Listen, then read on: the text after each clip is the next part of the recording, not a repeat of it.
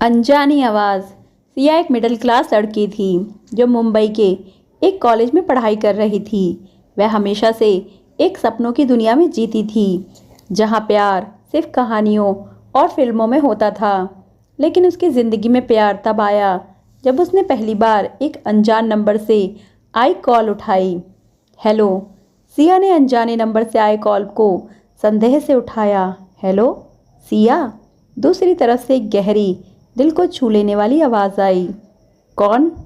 सिया ने चौंकते हुए पूछा। तुम मुझे नहीं जानती, लेकिन मैं तुम्हें बहुत अच्छे से जानता हूँ।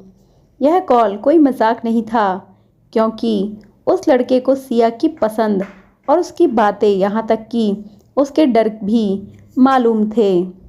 सिया को पहले डर लगा, लेकिन फिर धीरे धीरे वह उस आवाज़ की तरफ खिंचती चली गई।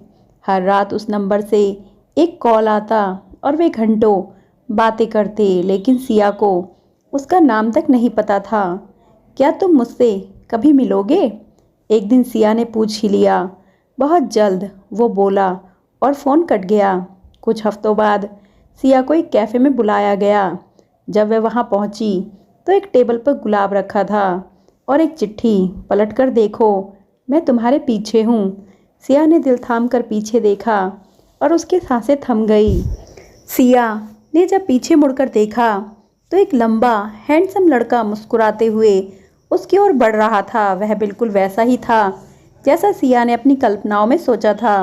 गहरी आंखें, हल्की दाढ़ी और एक रहस्यमय मुस्कान। मैं वही हूँ जिससे तुम हर रात बातें करती थी, उसने कहा। लेकिन तुमने अपना नाम तक नहीं बताया। सिया ने घबराते हुए पूछा। मेरा नाम आरव है। सिया को राहत मिली। आखिरकार वह उससे मिल ही गई थी। वे कैफ़े में बैठकर बातें करने लगे और सिया को लगा कि वह सच में उसे जानता था, उसकी पसंद नापसंद, हॉबीज़, सब कुछ। लेकिन तभी सिया को कुछ अजीब लगा। आरव ने कहा, मुझे तुम्हारे बचपन का वो सपना याद है जिसमें तुम एक लाल दरवाजे के पीछे भागती थी, लेकिन दरवाज़ा कभी नहीं खुलता था। सिया चौंक गई। यह बात मैंने कभी किसी को नहीं बताई, फिर इसे कैसे पता? आरब और सिया की मुलाकातें बढ़ने लगी। सिया को लगने लगा कि वह उससे प्यार करने लगी है। लेकिन फिर एक दिन जब सिया ने उसके नंबर पर कॉल किया तो फ़ोन स्विच ऑफ था। अगले दिन सिया उसकी सच्चाई जानने के लिए उसके बताए पते पर पहुंची। वहां जो उसने देखा उससे उसकी ज़मीन ही खिसक गई। वहां आरब नाम का कोई लड़का था ही नहीं। उस पते पर एक बूढ़ा आदमी मिला जिसने कहा, बेटा, यहाँ कोई आरव नहीं रहता, लेकिन हाँ, कई साल पहले एक लड़का यहाँ रहता था जो बिल्कुल तुम्हारे बताए हुए जैसा था। उसकी मौत 4 साल पहले हो चुकी है। सिया का पूरा शरीर सुन्न हो गया। क्या? लेकिन मैं तो उससे रोज़ बातें करती हूँ। उसने मुझसे कैफ़े में मुलाकात भी की थी। बूढ़े आदमी ने गहरी सांस लेते हुए कहा, बेटा, आरब की मौत एक एक्सीडेंट में हुई थी और मरने से पहले वह किसी सिया नाम की लड़की को बहुत चाहता था। शायद वह अपनी अधूरी मोहब्बत पूरी करने के लिए लौटा था। सिया को अब समझ आ चुका था कि उसने जिससे प्यार किया था वह कोई आम इंसान नहीं था। उस रात उसे आखिरी बार वही अनजान कॉल आया। अब तुमने मेरी सच्चाई जान ली है सिया।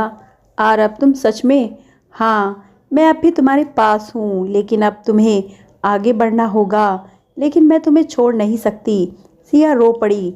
मुझे भूलना मत, लेकिन जीना मत छोड़ना। फ़ोन कट गया और फिर कभी वह नंबर एक्सिस्ट ही नहीं किया। सिया जानती थी कि आरब अब भी कहीं ना कहीं उसकी परछाई बनकर उसके साथ है और यह प्यार हमेशा ज़िंदा रहेगा। दोस्तों, कई बार कहानियाँ अधूरी ही रह जाती हैं। आपको यह अधूरी कहानी अच्छी लगी हो तो चैनल को सब्सक्राइब करें, वीडियो को लाइक करें। मिलते हैं अगली कहानी में। धन्यवाद।